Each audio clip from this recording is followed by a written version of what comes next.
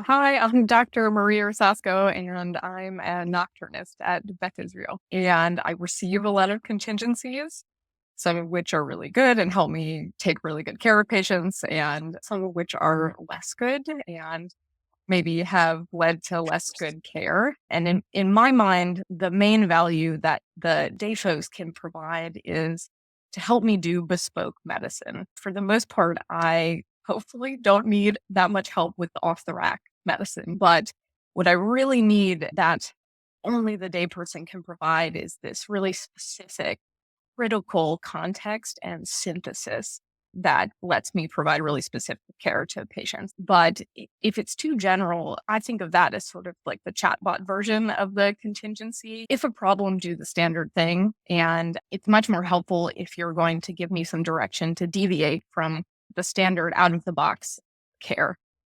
What were some of the other categories of pitfalls? I think among them, stale is maybe the most dangerous. Updating your contingencies is one way to get around this. But I think also, when possible, putting dates in your contingency, avoiding sort of relative language today, tomorrow, last week, because even a really good contingency can become a bad one or even a dangerous one.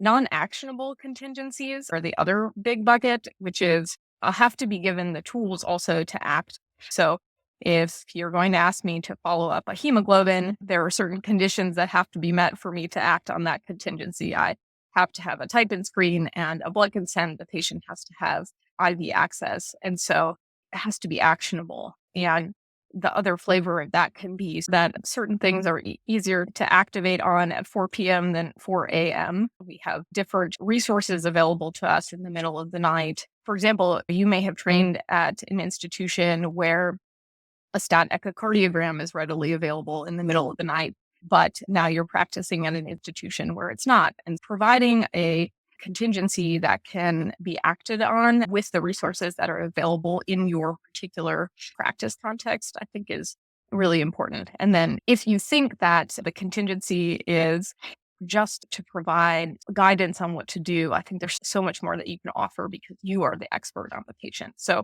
when I work in the day and I think about developing contingencies for my patients, I use it as sort of a pause towards the end of the day to reflect on where we've been and where we're going and to try to forecast and think about the risks and the vulnerabilities and the probabilities. And sometimes you need help developing a contingency. Maybe this is an opportunity to circle with your consultants to ask them, what are they worried about? What would trigger you to speak to them overnight? When you're actually going through and putting together these contingencies, is there anything else that's helpful for you? It's useful to be as specific as possible to give doses of medicines.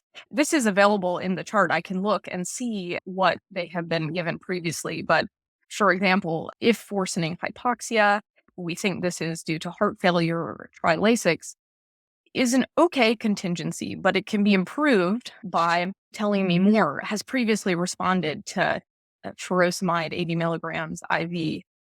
Patient has a true furosemide allergy, has previously responded to ethacrynic acid. Being as specific as possible to try to reduce the burden of me answering these questions, because I can work it out. I will work it out to do what's right for patients, but the more friction you can reduce by being as specific as possible is really helpful. Is there an example of one you've seen recently that was really helpful for you covering overnight? Recently, an elderly patient who had had a prolonged hospital stay had developed hallucinations, and they were specifically taking the form of ghosts. They were experiencing visions of ghosts in the bathroom of their room. And so the person that cared for this patient gave me a great sign out because I don't really have an algorithm for ghost busting. And here's where some specific knowledge about the patient really paid off. This was the knowledge that only the daytime doctor could provide to me. He left information about the patient's baseline mental status, their baseline neurologic exam, told me that he had been hallucinating ghosts and why we thought this was happening, and told me what he did during the day to get rid of the ghosts, which included going into the patient's bathroom and asking the ghosts to leave and then moving the patient's room. And he said these things worked. The patient's no longer seeing ghosts. So if the ghosts come back overnight, here are the things that you could try. And I had to activate the ghost contingency. And instead of just medicating the patient, the daytime doctor had really set me up for success by forecasting that this might recur, had given me a lot of really patient specific context to go to the bedside with and to treat the patient successfully. Were you blasting the Ghostbusters theme music as you were like walking down the hospital? It was really satisfying. That was such a good specific one. We could maybe try to build some type of framework when you have someone with behavioral issues. What are things to have in your contingencies? If you had to name some of them, what would that be? For altered mental status or behavioral issues, dementia with behavioral disturbance, some of the most helpful things here are to point me toward etiology. So, helping me identify patients that might have a primary neurologic issue is really helpful and incredibly important. What their normal mental status is like, any abnormalities or asymmetries on their neurologic exam. I cannot tell you the number of times that I have activated because of anisocoria or weakness or a facial droop that is not new. For example, I had a case relatively recently where this patient had never been seen in our system before, and the nurse had found them to be altered and they had a left-sided facial droop. And so I activated a code stroke, and it ultimately turned out that they had had an old stroke. In this patient's case, she was hypoglycemic and her medicines had not been reconciled correctly on admission. She had been ordered for insulin because we thought she was taking it, but she wasn't. And so she had become hypoglycemic. And I did work it out, but it took me longer than I might have hoped because I had over indexed on the facial droop, which I didn't know was old. And had I known it was old, I would have sort of pursued other diagnoses more rapidly, I think. So often I see in contingencies for altered mental status, people say, try reorientation or redirection. And I think that if we've reached the point of activating the contingency, this guidance is not as helpful because that's the first step. We've tried that. We've tried their family. We've tried something else. I think often people leave medication recommendations, which is helpful, but it's more helpful to leave both oral and IV and IM options. Because again, if we're activating this contingency for a behavioral disturbance, likely we've emptied out the other categories and we may be at a point where it's no longer safe to offer them an oral medicine or no longer possible. Maria, have you had your fair share of possibly GI bleeders and sign outs that could have been improved? GI bleed is a common reason for hospitalization, and it's also high consequence. And I think this is a frequent sign out for following up hemoglobin or a CBC. I thought about a case recently where a patient was admitted with a lower gastrointestinal bleed, and I was asked to follow up a CBC and transfuse as needed. And their hemoglobin had been in the 10 to 11 range. And the person signing out to me said, I really don't think it will meet the transfusion threshold, but I'm just checking one more tonight for my own peace of mind. And of course, the hemoglobin was 6. But the problem was that because the person during the day had been sure that they would not reach a transfusion threshold, they did not have a blood consent. And the patient had dementia. They could not consent for themselves. They also did not speak English as a first language. Their healthcare proxy also did not speak English as a first language. And in fact, spoke a rare dialect of a particular language for which we do not have an interpreter on staff. And so I was in a position where I was asked to follow up on this lab, but I didn't have the tools that I needed to do what needed to be done. And in this case, I struggled to reach the proxy. And eventually we were able to locate an appropriate interpreter, but there was a delay in care. And this person ultimately did all right, but they should have received a blood transfusion sooner. And so I think that this is a common eventuality. And I always ask our colleagues that if they are signing out a hemoglobin to me, then they have to have a type in screen and an active blood consent, even if they think it's unlikely. that they'll need it. They have to give me the tools that I might need to act on the contingency. I think recently where I was really set up for success, which is a patient that had been having unstable GI bleeding. They had had endoscopic intervention and been unsuccessful. And so this is a really complex, nuanced case. And this was reflected in the sign out that I received, which said that this patient is likely to have hemodynamically unstable bleeding overnight. They have had 2 embolizations. And per my discussion with interventional radiology on this date, they cannot offer another embolization.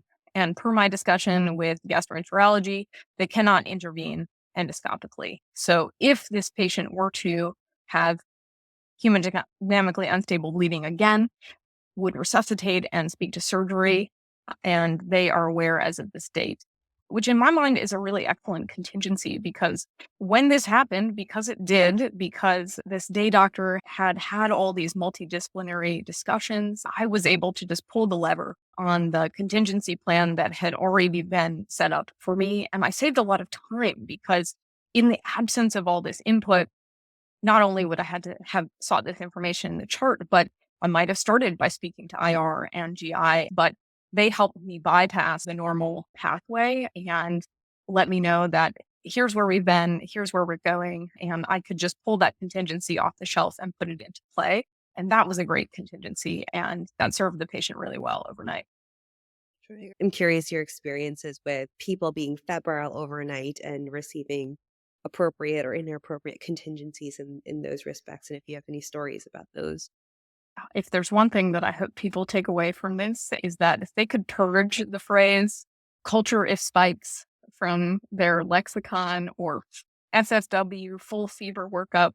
I wrote all of these when I was an intern and a resident, and I think it's maybe the least helpful of the contingencies. Again, it's just too general.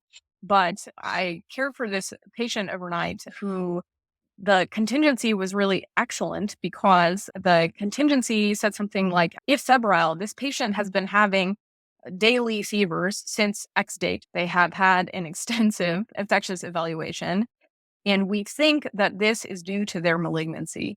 They are not currently antibiotics. So if febrile overnight, okay, not to act on this unless there is a change in their clinical condition.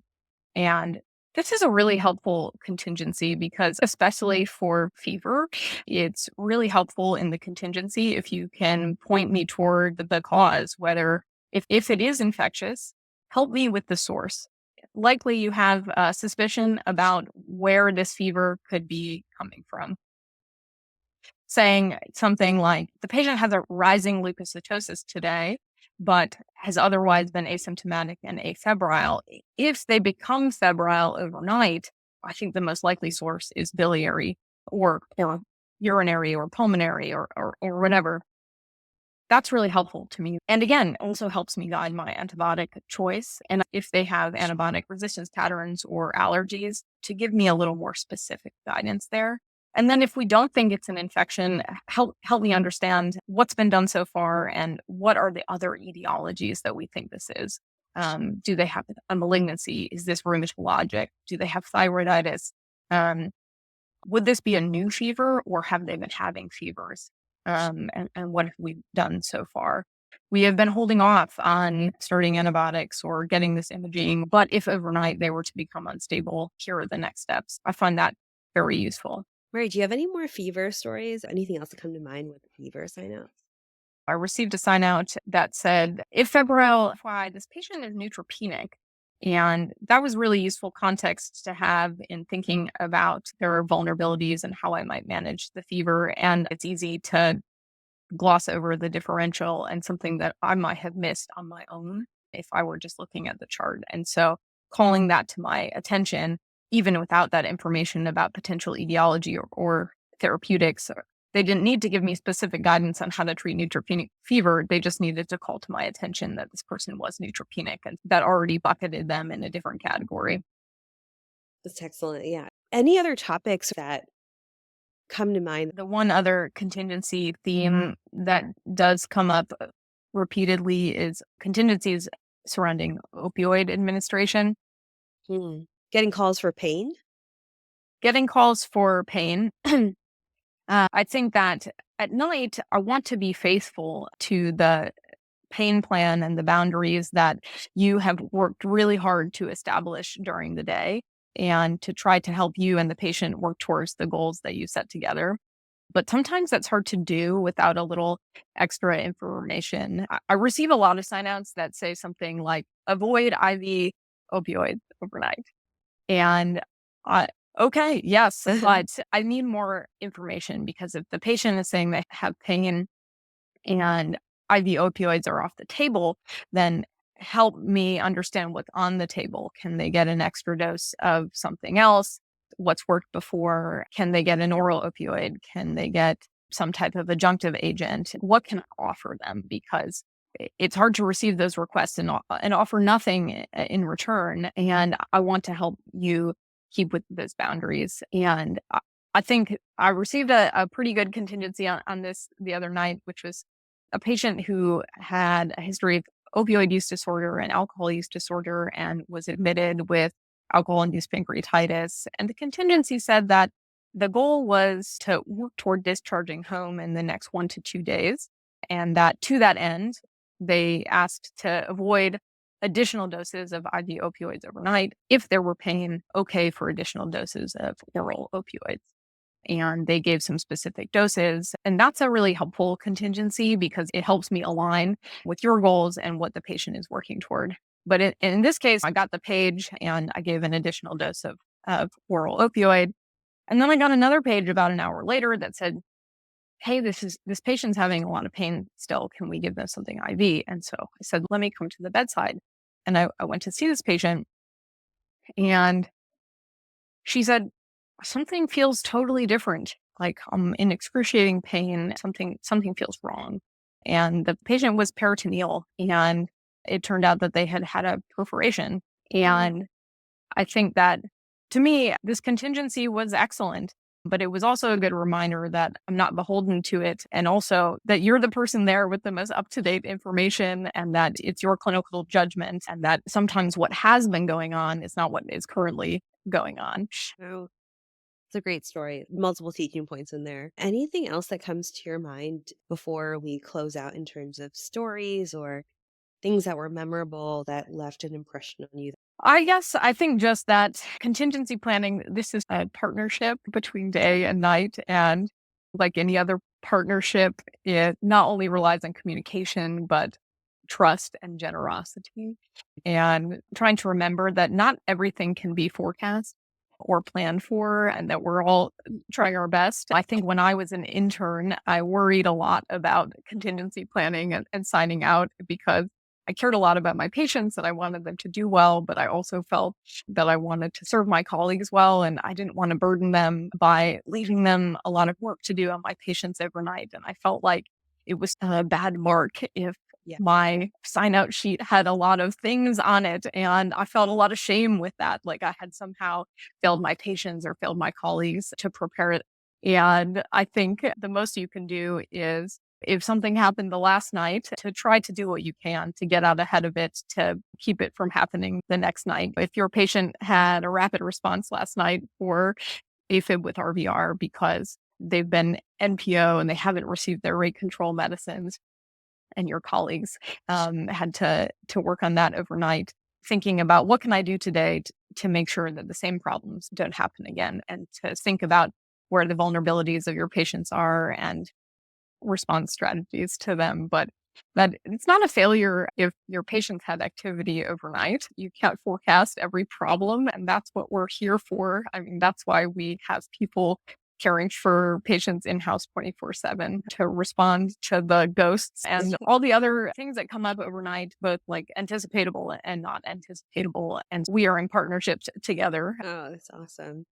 What a beautiful way to end, Maria, on a note of giving everyone the benefit of the doubt.